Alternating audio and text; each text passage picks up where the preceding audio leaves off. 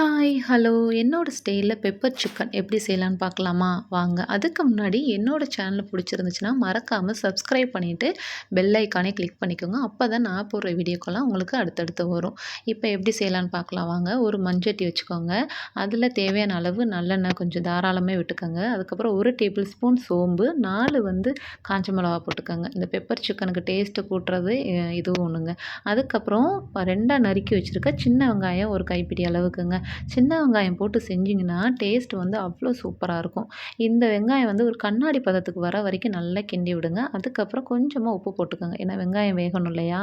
இது வெந்த பிறகு 1 1/2 டேபிள் ஸ்பூன் இஞ்சி பூண்டு பேஸ்ட் இதையும் போட்டு நல்லா கிண்டி விடுங்க. அந்த பச்சை வாசனை போற வரைக்கும் கிண்டி விட்டுட்டே இருங்க. அதுக்கப்புறம் நான் இன்னைக்கு 1/2 கிலோ சிக்கன் எடுத்திருக்கேங்க. அத நல்லா கழுவி எடுத்து வச்சிருக்கேன். அதையும் இந்த வெங்காயத்தோட போட்டு மிக்ஸ் பண்ணிக்கோங்க. நல்லா கிண்டி விடுங்க. அதுக்கப்புறம் இது வேகறதுக்கு தேவையான கல்லுப்பும் சேர்த்துக்கோங்க. கல்லுப்பு சேர்த்துக்கிட்டிங்கன்னா எப்பவுமே டேஸ்ட் கொஞ்சம் நல்லாயிருக்கும்.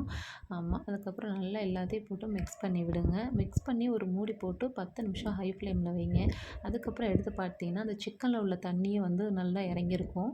அதுக்கப்புறம் அந்த கேப்ல ஒரு மசாலா ரெடி பண்ணிக்குவோம். ஒரு தூள் மாதிரி. இப்ப என்ன பண்றீங்கன்னா, ஒரு பேன் வச்சுக்கோங்க. அதில 2 டேபிள் ஸ்பூன் மிளகு, 1 டேபிள் ஸ்பூன் ஜீரகம், 1/2 டேபிள் ஸ்பூன் சோம்பு, 1 பட்டை, 2 கிராம்பு இது எல்லாத்தையும் சேர்த்து நல்லா அந்த வாசனை வர வரைக்கும் வதக்கி விட்டுக்கோங்க. நம்மளுக்கு அந்த வாசனை வந்தோனே போதும். ஸ்டவ் ஆஃப் பண்ணிவிட்டு அதை மிக்ஸியில போட்டு அரைச்சிக்கோங்க. என்ன பதத்தில அரைக்கிறீங்கன்னா, கொஞ்சம் கொரகொரப்பா அரைச்சிக்கோங்க.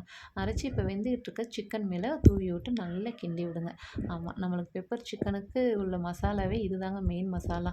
இத போட்டு நல்லா கிண்டி விடுங்க. இப்போ ஒரே ஒரு டேபிள் ஸ்பூன் மிளகாய் தூள் சேர்த்துக்கோங்க. மிளகாய் தூள் சேர்த்துக்கிறனாலும் சேர்த்துக்கலாம். இல்ல நீங்க ஸ்கிப் பண்ணிக்கனாலும் பண்ணிக்கலாம். இப்போ தாங்க ஃபைனல் டச்சு. நம்ம வதக்கும்போதே கருவேப்பிலைய போடாம, ஃபைனலா இறக்கும்போது ஒரு கொத்து கருவேப்பிலைய நல்லா போட்டு கிண்டி விட்டு இறக்குனீங்கன்னா, சூப்பரான பெப்பர் சிக்கன் ரெடிங்க. நம்மளுக்கு பார்த்தாலே அவ்வளோ சூப்பரா இருக்கும். அதுவும் நம்ம நல்லெண்ணெயில செய்யும்போது அதனுடைய டேஸ்ட் இன்னும் சூப்பரா இருக்குங்க. இதில சேர்க்கக்கூடிய எல்லா பொருளுமே நம்ம உடம்புக்கு ரொம்ப ரொம்ப நல்லது.